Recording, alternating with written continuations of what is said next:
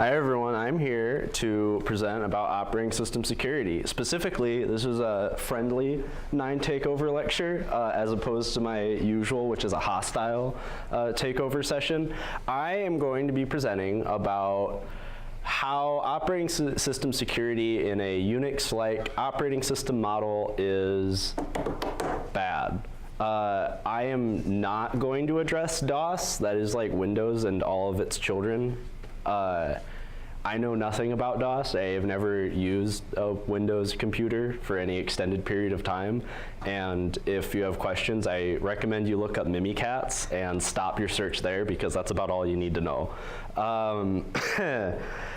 I will be addressing this with regards to the Plan 9 operating system from Bell Labs, which is an operating system developed originally by AT&T to succeed Unix.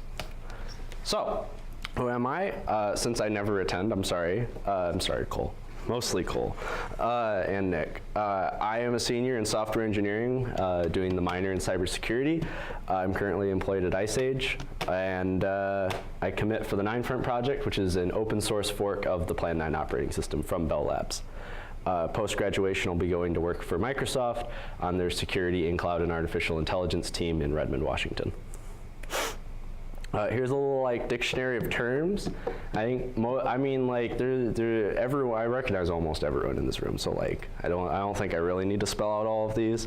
I only used the semicolon prompt example once. I thought I would have more, but I made this whole presentation in 2 hours in the TLA about 2 hours ago. So we're working with what we can get. If you want examples, you're free to email me, and I will be more than happy to serenade you with more information you could ever ingest. Plan 9 from Bell Labs, the last public release that was actually done officially was in 2004 by Alcatel-Lucent, though it was updated past that point until about 2014. Around that time, Alcatel-Lucent was acquired by Nokia. It is now Nokia Labs. They are doing something with all of this code and all of these resources, many of which were never open to the public, and they have assured me that they have a use for them and they won't share them. So they won't let me see it, they won't let anyone else see it, so they're doing something. I don't know what they're doing. The thesis was that Unix has fundamental issues in its design, and we'll get into how we can see some of those in like present day, present time. Their goal was to design an operating system for a networked and distributed world, looking forward to the future, thinking that correctly that everyone would have personal computing devices, that it would generally be desired to share resources across them, and it would be desirable to do so in a efficient and intuitive manner. Their solution was one of their opening slogans was for Unix, that everything is a file. If you've taken 252 with Andrew Miner, that's like there's an entire lecture titled about that. Except the answer is not really, because in Unix, that is Linux and all of its children, the everything is a file thing doesn't really happen. If you actually poke around in /dev, you will find out very quickly that not only do things not act like files, but they will actively tell you that they don't act like files, which begs the question of why they're even like there. The Plan 9 operating system was released under the GPL license at the behest of one Uriel, was his handle, rest in peace. And that was eventually what led to some public forks in the form of things like the 9front project and 9 Legacy, and those are the only two that are really interesting. What qualifies as a distributed operating system model? In this case, this very low resolution picture from a paper from the 80s. We have the idea of taking parts of what would be considered otherwise a cohesive operating system, pulling them apart, separating them, and putting them somewhere. The idea is it doesn't matter where. They could all be on a local machine, ideally, for lowest latency, but they could be anywhere. Your files could be in Quebec, your authentication could be in Norway, and your terminal could be in Kazakhstan, who knows. But the idea being that they can all talk to each other and have a way to integrate with each other. So an aside about file systems, I'm going to use the word file system a lot because the terminology in my examples is tightly coupled to the idea of expressing things through file systems as an abstraction. When I say file system, what I really mean is a 9P file system, where 9P is a protocol for expressing file systems. This is a little recursive, but the idea of a file in 9P is dictated by how 9P defines a file.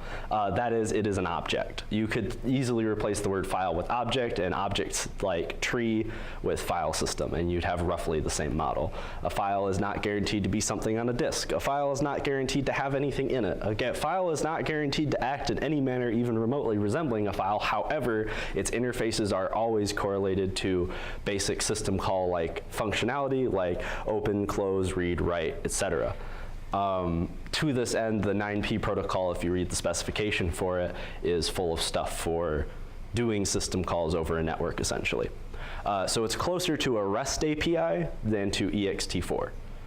I realize the wording kind of coalesces really hard here, but I'm going to beseech you to not get cross-eyed. Typically, these file systems are in memory, as most abstract data structures are. However, they may mirror a persistent resource, or they may be persistently mirrored themselves, i.e. through a database, or they may reflect like a physical disk file system, perhaps even ext4, who knows. And the only real requirement is it needs a synchronous transport. That is something that you put something out and it'll come back. Or so at least somebody will be able to come back. And ideally, you can establish some kind of connection between a client and a server, and you'll be able to talk back and forth. So TCP fulfills this, but UDP would not easily. And in this case, everything is a file, but actually this time, because in Unix it really wasn't. That is, every kernel device, every resource is represented as a 9P file system, and the only real duty of the kernel itself is to be able to boot the system, connect things like a mouse, a keyboard, stuff like that, and be network aware. That is, that the network is considered a first-class resource inside the kernel, whereas in Linux, the networking stack is kind of like bolted on top, because Linux didn't originally have networking. So when they added networking to it, it was just kind of like pushed on top and then kind of glued there, and it's just kind of a big pile sticking out of the side. It's really messy. You should never read the code for it. And in this case, all the 9 model kernel does is it just multiplexes and routes 9P file system connections. So all resources are routed through the kernel and are imported, exported over an arbitrary synchronous protocol. Theoretically, no protocol if you consider things like the operating system shell to not be a protocol. Every resource is in a tree known as a namespace, and every namespace is mutable, and namespaces can be unioned, they are destructible, they are exportable, and they are importable. You can pass them around, you can give them to people, and namespaces in of themselves are a resource. And of course, processes are not a tree. That's another big one. There is actually a really good paper that came out recently about why fork is bad from Microsoft's, I think it was Microsoft's research group, where they're like, fork is bad, and here are some reasons why, and there are some security design implications with it when you enforce a parent-child relationship in all cases. But a slightly broader scope topic. In this case, rfork replaces fork, and rfork allows for things like sharing stacks, sharing namespaces, or not, and passing specific namespaces to your children. Ostensibly, this could be a null namespace, which would mean that the child's view of the world around it would be nothing, which is a perfectly valid operation, because ostensibly, if you don't need access to anything else on the system, you can just deny it a view of anything else on the system, because the system is already an abstract tree. How does file system scoping work? As I mentioned, the whole namespace topic, in Plan 9, the idea is you see whatever your parent gave you, that is, whatever was passed through rfork. If your parent's view of the file system is something like //bin, /home, stuff like that, and it wants to just pass all of that to you, it can, and you would see exactly what your parent saw when you left it. However, it could be nothing, or it could be a more restricted view. However, it cannot be a broader scope view. This works in a similar way to scoping in your average programming language, where the idea of global variables, function local variables, and how those scopes percolate through subfunctions, especially in cases where you have things like lambda functions and closures in lambda functions, where they can inherit the scope of their parent function, and how those would inherit each other. So you can only import what you have the capability to import. This could be, you could also say permission. I'm going to use the wording capability, and we'll get to that a bit later. Unix, the Unix model is all users get the same file system view. In Unix, the file system is very tightly coupled to the idea of a disk file system. There is /dev and there is /proc and things like that. And while those are not written to the disk, which if you've ever done Linux from scratch, you might run into issues if those directories don't exist. Sometimes they don't get created when your system instantiates itself, so it needs like a stub directory to mount everything into place. And in Unix, everyone sees this view. However, their access to it is restricted by like a given set of permissions. This is Unix-like permissions, so read, write, execute, user group, other things like that. And in some ways, all users are local. Users are tightly coupled to the idea of what's on the file system. You can't really, like you can, but normally there isn't an intuitive way to like make a file for a user that doesn't exist. You wouldn't be able to do anything with it without being super user, and you can't become a user that doesn't already exist. And the context of existing is that this user exists in the local user database. This is kind of like a lot, but it is a fairly profound implication that each system keeps a book ledger of what users exist, and this is tightly coupled to what exists on the disk. And that user at execution time is the same as the user at file system access time is the same user, da da da da da da da. It's like a one unified thing. So addressing the resource model, on Plan 9, all servers run as a special user called none. This doesn't really have an analog in Linux. There's kind of an analog. You'll see this with like web servers, usually standards like www-data, and that's kind of like the unprivileged user to throw stuff at, but it is still a user. It still has disk permissions. It still has all these different things. In this case, the user none is a reserved UID. I think it might be like the max size UID. Well, UID in this case, translated to Unix, would be something like the max size UID. In Plan 9, UIDs are strings. So none is just a reserved string. There's no like number magic. And if a user ID identifies as none, it has no permissions. It is not allowed to do anything. That is, you can't add to its scope without authenticating further, and we can get to that in a moment. However, a server running as none can defer escalation of privilege to an outside authentication resource. This would be like deferring authentication to like LDAP and saying to access this thing you must authenticate through LDAP, and then you get a ticket and you come back and it lets you in or escalates you, who knows. And if you're capable of using a resource, you may. Otherwise, the answer is no. There is no way around that. Either you get a ticket or you don't. There's no fudging it. In Unix, system resources are kind of a case of, are you super user? If the answer is yes, you can use it. If the answer is no, then no, and then you just call sudo. And then now you are. Congratulations. And the whole idea of restricting access to things is based on, well, usually is based on ACLs and complex pseudo-root files, which is a big CDC-ism. If you come and compete, you get to write big fat pseudo-root files if you're feeling really brave, but usually no one does. And only big spooky pseudo-root files really only show up in industry, but also only kind of. Also, UDEV is a fucking mess. That is the manager for /dev. This is what would allow you to say run a, I got to interact with this on my senior design project. UDEV is what lets you do things like put a file in /dev, a special resource file in like Unix terms, and you could give it like special permissions. You can change its user permissions. However, that is a fairly non-trivial endeavor to do that. It is actually pretty hard because you have to defer through something that has access to root, and you need some way to coerce it into letting you be a user other than root. but because when you start this process, you start off as root, but you need to coerce something else that's root to change you to a user that isn't root. It's a whole thing. It's really nasty.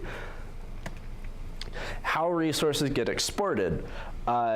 This is something that isn't really thought about, I think, quite enough, because this is something kind of out of scope in like Unix-like operating systems. In a Unix-like operating system, each program, when it defines how it gets exported, kind of does its own thing. If you have a web server, ostensibly, if you have a socket, you connect to the socket, and then you negotiate some protocol on top of that. However, any access further than that is kind of deferred to its own thing. There's no real good analog to what I'm going to discuss. If you have something on your system defined as a resource, say a SQL database, your definition of who gets access to that might be yet another layer of users, like a SQL admin account or something like that, and it isn't necessarily correlated to an easily unified resource. You'd have to like LDAP connect it or something. Like, it gets real messy. You might need OAuth. Hope not. This is kind of like a mess. It is just really bad. In a 9-like model, the goal is that since every resource is a file, and every file, once you access it, acquires a file descriptor in an unsigned integer value, your only task is to give someone else access to that file descriptor. That is, any resource on your system, which can include things like the mouse, the screen. Those are all exportable resources. You can take that FD, export it in some manner, couple authentication to it if you desire, and then that can hit a socket or a directory or some kind of otherwise accessible medium. And if you put the authentication layer in front of it, then when somebody tries to import that file descriptor, they will be prompted to authenticate and present an authentication ticket, things like that. Or you could just not, you just slap it under none, and who knows, maybe you can give them permission to write it. The whole idea of like screen sharing could be implemented by exporting your screen device as read-only, as none, and then somebody can just import that into their namespace, bind it over their current screen, and their screen would be displaying what is on your screen, but they would have no write ability to it. Very easy implementation compared to a solution such as VNC, which kind of works around the inability to export or multiplex resources. So this is coming back to the wording I use for capabilities, and I'm going to draw the distinction between capabilities and permissions. Permissions are typically coupled to the idea of disk permissions, and disk permissions are in some ways the only way that you can gain access to a resource if that resource is a disk resource.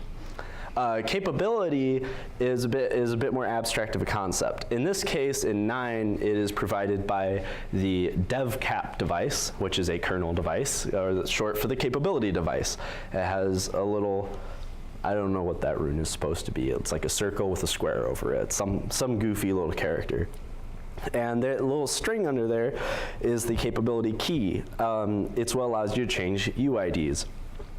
So if a given process wants to allow another process to do something in its stead, that is, as the current UID of some other process, process 0 will take a string like that, and it will take the UID that will be transformed, the UID it will become, and a encrypted hash key of some form, and it will take those three, concatenate them, pass them to the kernel gets that, and for the next 1 minute, or until it is consumed, if the kernel receives from a process that exact capability string, it will read back out an approval and promote that process to the new UID. So escalating to a new user becomes a process of mother may I in a forum, where somebody has to put out this explicit request for you to be promoted, and they have to be an existing process as that UID. In Linux, the analog to this is setUID, and setUID is very naughty. SetUID is bad. Ping is bad. Ping has setUID sometimes. For it to work, it has to be, because ICMP is a root-only thing in Linux for reasons. Spooky, scary network stack reasons. There is a function call, which looks like that. It returns an integer, and -1 if it fails, I believe. And you give it a UID. And either you become that UID or you don't. And the only way you do is if you're root. That's it. That's the only thing. If you're root, you get to become that UID. Otherwise, get out.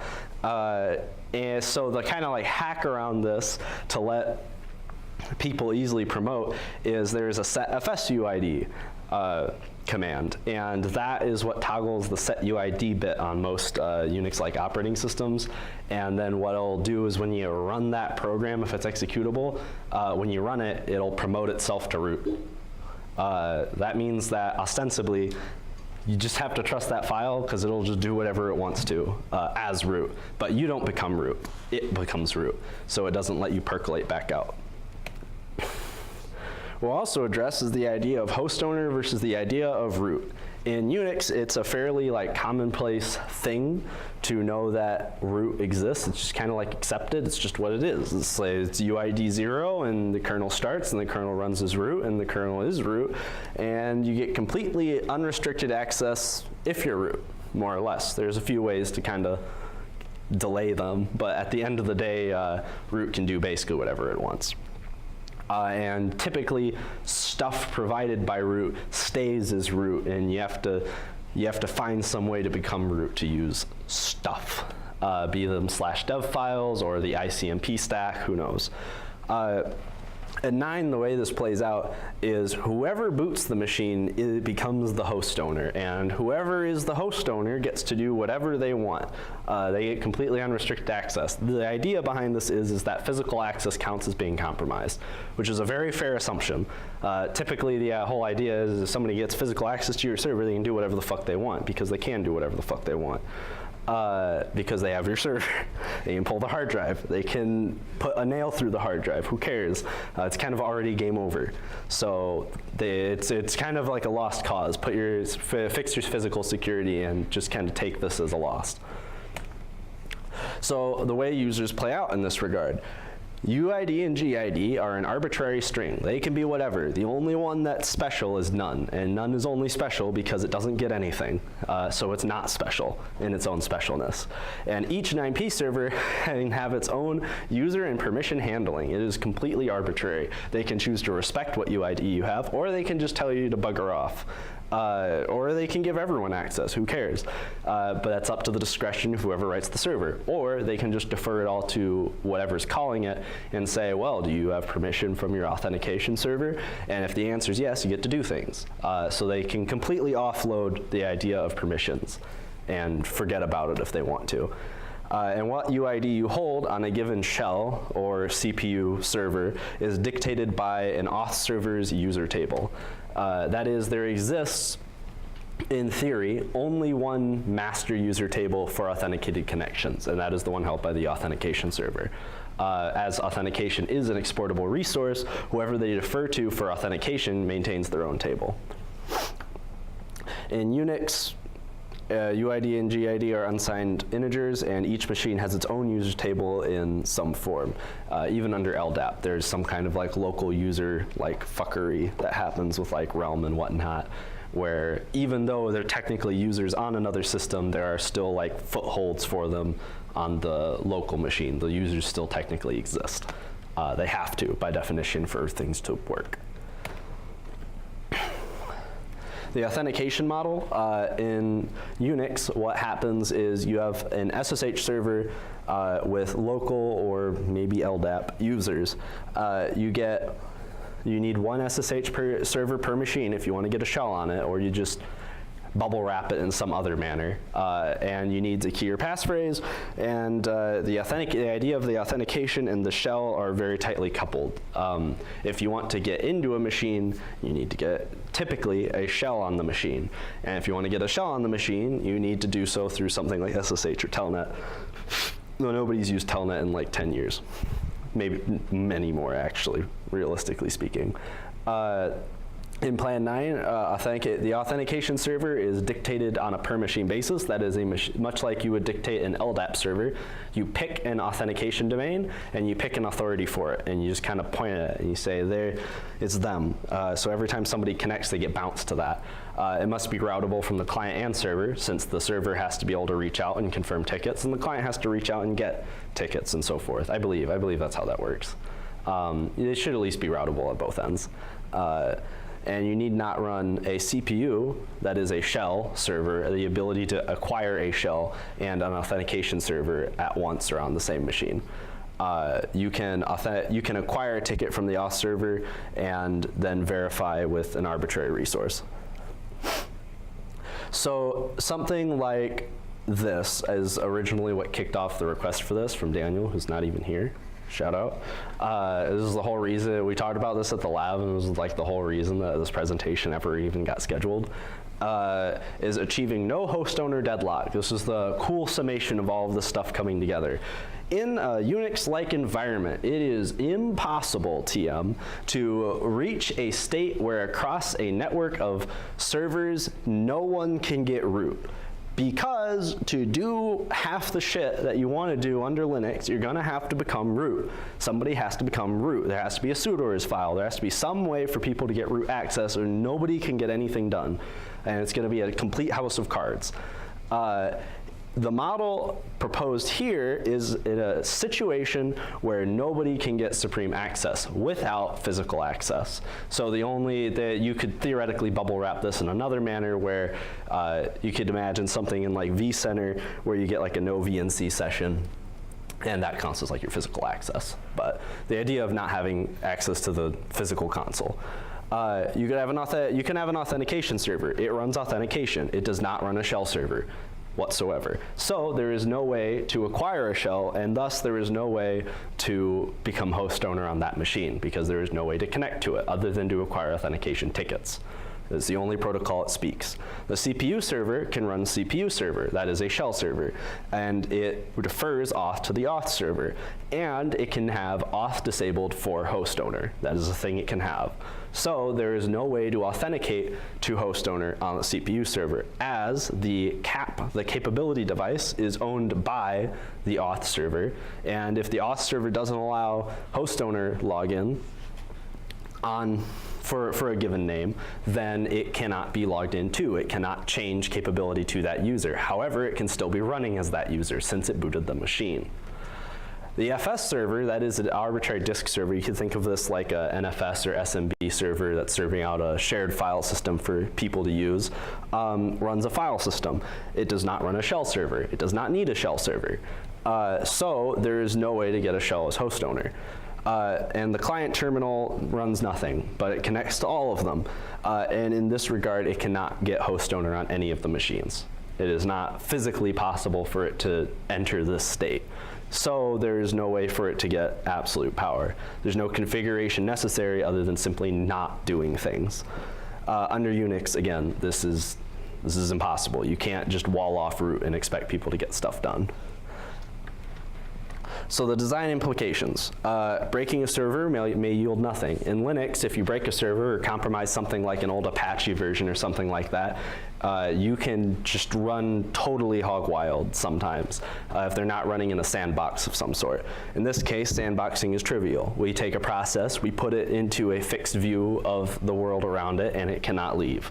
And we take away its permissions to make sure, even if somebody has someone else's credentials, they can't leave. And scope abuse is, again, impossible. You need to compromise users. And even if you compromise users, that's only worthwhile if you can even get into the box that cares, or the box that you can do things on. If all you can do is get into a given resource and that resource is locked down on that box, then congratulations, you have gotten into the sandbox and there's nothing else there for you. So many commonplace user space exploits are just mitigated against automatically. Some other cool stuff, this is mostly just for the slides. These are little programs that are shipped under the operating system. Stuff like, I don't know, Ann's kind of cool. It's kind of like how people use Screen. You just kind of like wrap a service or a given a network connection in it, and it'll persist even if the connection's dropped, and you can just reconnect to it. It'll just come back alive. It can remain alive up to a fixed period of time. I believe you can also specify forever, but don't do that, because it'll just run forever after the connection is dead and gone for many moons. Yeah, that's about it. Questions? Cool. Anyway, that's all I got.